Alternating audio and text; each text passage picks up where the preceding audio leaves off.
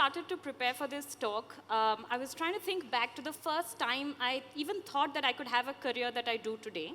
And a very ordinary memory comes to mind of me as a 5th or 6th grader in a car, traveling to Nagpur with my parents and their friends, and them discussing how Nagpur had undergone a lot of transformation under the leadership of this person called Mr. Chandrasekhar. And I remember thinking how wonderful it would be to be able to transform a space in a way that someone who doesn't know you can perceive, and to believe that that is possible. 2013, I started EcoSattva with Natasha Zareen, my co-founder, and we were very clear about 3 things right in the beginning. The first, that we would work with local self-government bodies, so your municipal councils, your municipal corporations, your gram panchayats, because these are the bodies that are closest to us and have the largest impact on our lives. The second is that we would focus on smaller cities and towns because their urban experience is different from those of metros and deserves an understanding of its own. And the third was that we would use a data-driven and sectoral, systemic approach, allowing us to be aware of what we don't know and continuously learn and grow the systems that we're developing. Today we're a team of 60, and we work in the 3 interconnected sectors of solid waste management, green cover management, and water bodies restoration. And what we've developed at the core of our work is the BOTRAM process, which is a 6-step process that systematically allows us to partner with local self-government bodies and transform their service delivery in these 3 sectors. It means that waste pickers who were previously picking waste from mixed dump sites, fending off dogs and cats and cows, are now working in material recovery facilities and a part of the formal solid waste management chain. In the case of Sony and 4 others, it also means that they've learned how to drive, and they're providing collection services in neighboring gram panchayats, thus diversifying their scope of livelihood and income in the solid waste management sector.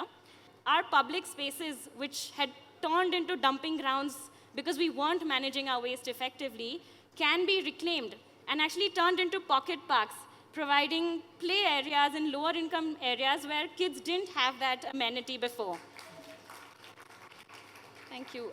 It also means that environment education through action gets prioritized in 104 Zilla Parishad schools at once. And each of these schools now boasts and nurtures a dense forest, and the children come together to celebrate the birthdays of that forest, serving dung cakes to the trees that are in there. And it also means that a city comes together to reclaim, restore, and celebrate a neglected riverfront. Thank you. All of these transformations require a transdisciplinary collaboration that, if we are here today in this conference, we believe we are capable of.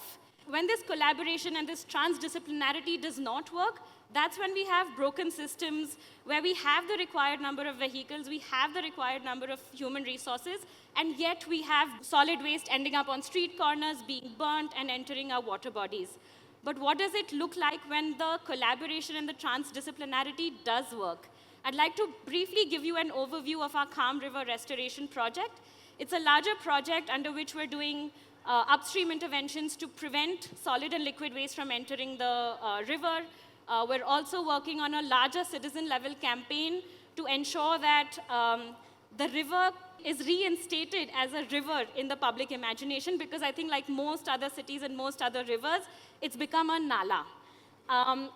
But I'll focus today on the Calm Riverfront, which we are seeking to develop as a biodiverse public space with as little concrete as possible. And the process that we followed for this is we've had a planning phase with the municipal body and us and Varrock Foundation, which was the partner.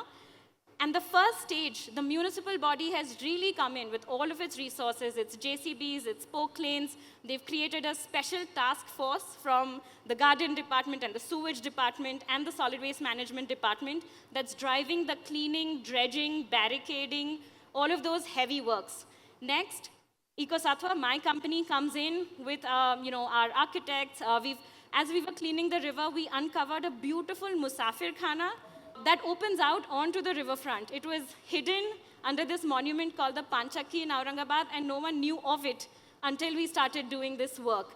So as and when required, as more and more sectors come into the flow, we're getting in the right experts to help us devise a plan and then follow it up. So we've come in doing the restoration work, whether it's dense forests or protecting the freshwater ponds that we've seen, or the historical monuments.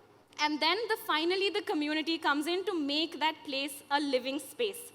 We've had yoga instructors, bird watchers, dance enthusiasts, poets, all of them come and host their own events at this very open, public, biodiverse space. And I'm not saying it's easy. It's very difficult orchestrating all of these people, making it all work. One very small example is through a very ingenious municipal move, actually, when we were able to divert sewage from one of the largest drains that joins the Kham into the underground network. We were thrilled. It's an accomplishment for any river restoration project to be able to divert the sewage out of the river. But the criticism that we faced was from residents who thought that the restoration project was in fact making the river disappear. We're not restoring, but we're making the river disappear. And we realized that people would rather see sewage flowing through a channel than see a dry river bed. Because even though we're in semi-arid Marathwada, the river in our imagination is the Ganga. And so we realized there was another opportunity for collaboration for the arts and for educational institutions to come in to let us know that seasonality is a natural process. Some rivers are meant to be seasonal and dry for most of the year. So just like a very ordinary conversation made me believe that city transformation is possible, there's a very ordinary situation that I would like to leave you with, which fills me with confidence to continue doing this work.